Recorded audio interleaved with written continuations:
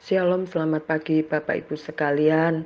Kita tetap mematuhi protokol supaya kita tetap dalam kondisi yang sehat walafiat. Puji Tuhan, mari kita berdoa bersama-sama. Terima kasih Tuhan Yesus, hari ini Engkau memberikan hari yang baru, kasih rahmat dan anugerah yang baru yang Kau berikan kepada kami. Terima kasih Tuhan, tenangkan dan teduhkan hati dan pikiran kami, supaya apa yang kami dengar, apa yang kami renungkan, semakin menumbuhkan iman percaya kami kepada Engkau. Di dalam nama Tuhan Yesus, haleluya, amin. Puji Tuhan, pada pagi hari ini bacaan kita terambil di dalam kitab Bilangan. Kitab Bilangan 22, Balak dan Bileam. Puji Tuhan.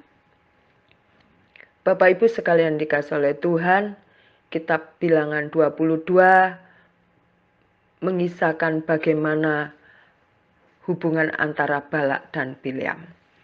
Di dalam ayat pertama dikatakan, kemudian berangkatlah orang Israel dan berkemah di dataran Moab, di daerah seberang sungai Yordan dekat Yeriko.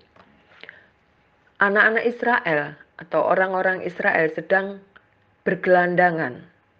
Mereka melewati padang gurun dan mereka baru saja menyerang, baru saja mereka memenangkan suatu peperangan. Tentu saja ada pembunuhan dan jarahan. Dan yang mereka perangi adalah suku Amori. Di dalam ayat yang kedua dikatakan, Balak bin Zippor melihat segala yang dilakukan Israel kepada orang Amori. Ya, Raja Balak melihat bahwa orang-orang Israel telah melakukan peperangan dan memenangkan peperangan terhadap orang Amori. Raja Balak mulai khawatir. Dia berpikir bangsanya akan menjadi korban selanjutnya karena tidak menutup kemungkinan setelah orang Amori pasti orang Moab karena berdekatan dengan Moab.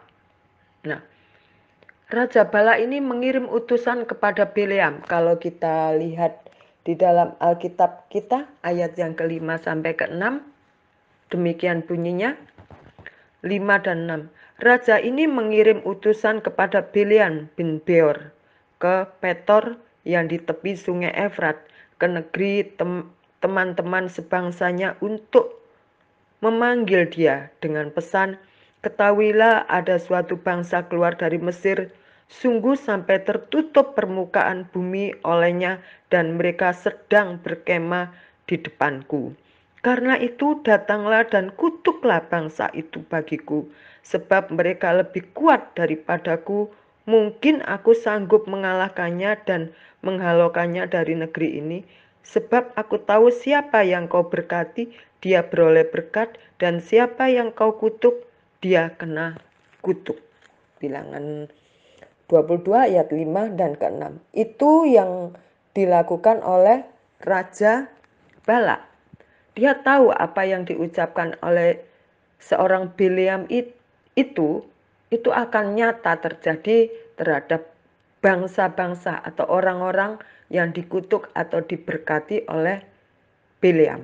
Nah, rupanya Bileam telah membangun telah membangun reputasi yang hebat sehingga Raja Balak pun percaya, begitu yakinnya apa yang keluar dari mulutnya si Bileam ini itu akan terjadi.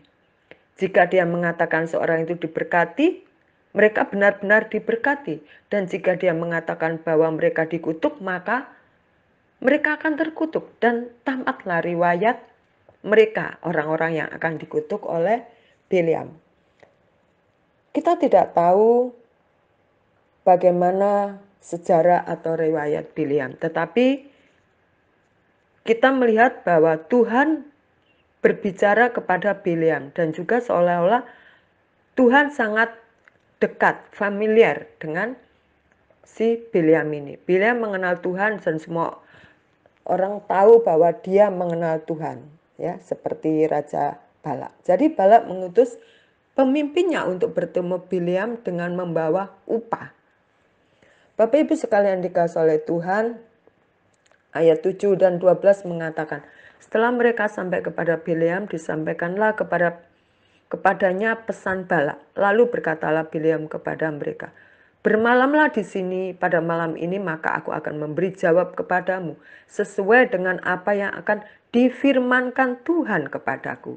Kemudian datanglah Allah kepada Bileam serta berfirman, "Siapakah orang-orang yang bersama-sama dengan engkau itu?" Dan berkatalah Bileam kepada Allah, "Balak bin Zippor, raja Moab, mengutus orang kepadaku dengan pesan, ketahuilah ada bangsa yang keluar dari Mesir, datanglah, serapahlah mereka bagiku, mungkin aku akan sanggup berperang melawan mereka dan menghalau mereka."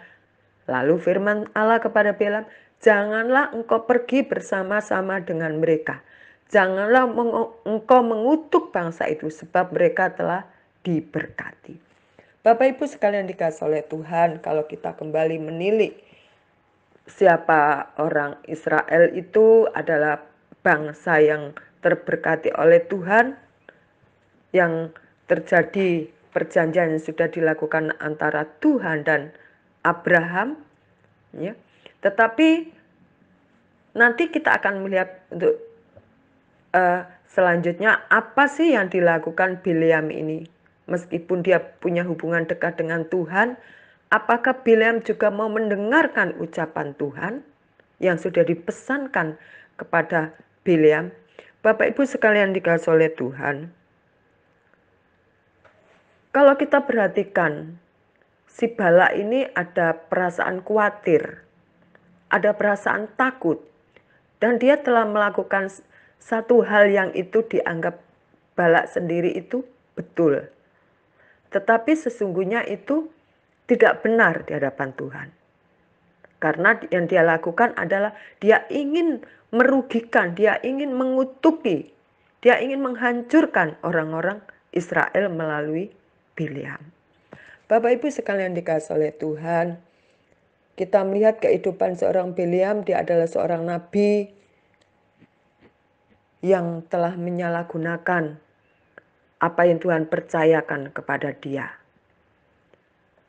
Kita lihat bagaimana si Bileam itu menyuruh orang-orang suruhan dari Balak untuk bermalam karena dia akan berbicara. Sementara Tuhan sudah memesan kepada Balak, kepada Bileam maksud saya, yaitu jangan sampai engkau mengutuki bangsa itu, bangsa Israel, sebab mereka telah terberkati. Apa sih yang kita pelajari pada pagi hari ini Bapak Ibu? Puji Tuhan, masing-masing kita sesungguhnya adalah alat yang dipakai Tuhan. Apapun bentuknya, siapapun kita, apapun yang sudah Tuhan percayakan dalam kehidupan kita. Mungkin kita jadi leader di gereja, jadi pemimpin pujian, jadi singer, jadi multimedia, jadi editing. Mungkin kita juga penyampai firman Tuhan, dan masing-masing kita punya apa yang sudah Tuhan percayakan dalam kehidupan kita. Puji Tuhan. Atau kita jadi seorang pendengar firman. Puji Tuhan. Itu pun suatu bentuk pelayanan, menjadi pendengar firman. Menjadi pendoa. Pelayan apapun yang kita kerjakan, itu adalah kepercayaan yang Tuhan taruh dalam hidup kita. Apa yang harus kita kerjakan kalau Tuhan sudah memberikan kepercayaan kepada? Yang kita kerjakan adalah kita mengerjakannya dengan penuh rasa tanggung jawab kepada Tuhan. Kita mengerjakan dengan motivasi yang benar buat Tuhan, bukan untuk keuntungan dan kepentingan pribadi. Kolose 3 ayat 23 mengatakan, apapun yang kamu perbuat, berbuatlah dengan segenap hatimu seperti untuk Tuhan dan bukan untuk manusia. Kalau untuk manusia, kita mau dilihat super, kita mau dilihat wow, hebat, keren. Tetapi kalau untuk Tuhan, biarlah Tuhan saja yang dimuliakan. Tuhan saja yang ditinggikan. Dengan apa yang bisa kita kerjakan dan kita lakukan, kiranya Tuhan berkenan atas hidup kita. Puji Tuhan Bapak Ibu sekalian, dari ayat 12 ini yang kita petik, kita akan lanjutkan di ayat 13 sampai selanjutnya. Terakhir kita akan menemukan benang merahnya. Apa yang Tuhan perintahkan kepada Bileam dan apa yang dia kerjakan. Apakah dia seturut dengan Tuhan? Kiranya pada pagi hari ini hidup kita seturut dengan Tuhan, supaya kita menemukan kasih karunia dan anugerah Tuhan yang terus bekerja dalam kehidupan saya dan Bapak Ibu sekalian, dan kita percaya bahwa Tuhan memberikan yang terbaik dalam kehidupan saya dan Bapak Ibu saudara sekalian. Terima kasih, selamat pagi Bapak Ibu sekalian, mari kita berdoa bersama-sama. Tuhan Yesus, Engkau Allah kami yang setia, Engkau Bapa kami yang ajaib, Engkau Bapa kami yang baik Tuhan. Kami percaya dan kami sungguh bersyukur Tuhan. Engkau berkenan memakai hidup kami untuk pekerjaan. Engkau berkenan memakai hidup kami untuk kemuliaan Engkau Tuhan. Luruskan yang menjadi tujuan hidup kami Tuhan, supaya hidup kami berguna bagi kebesaran nama-Mu. Terima kasih, kuatkan dan teguhkan iman kami untuk terus berpengharapan kepada Engkau saja Tuhan. Untuk terus bergantung kepada Engkau saja Tuhan. Terima kasih Bapa. Di dalam nama Tuhan Yesus kami sudah berdoa dan mengucap syukur pada pagi hari ini. Haleluya. Amin. Selamat pagi, Tuhan Yesus memberkati Bapak Ibu Saudara sekalian. Amin.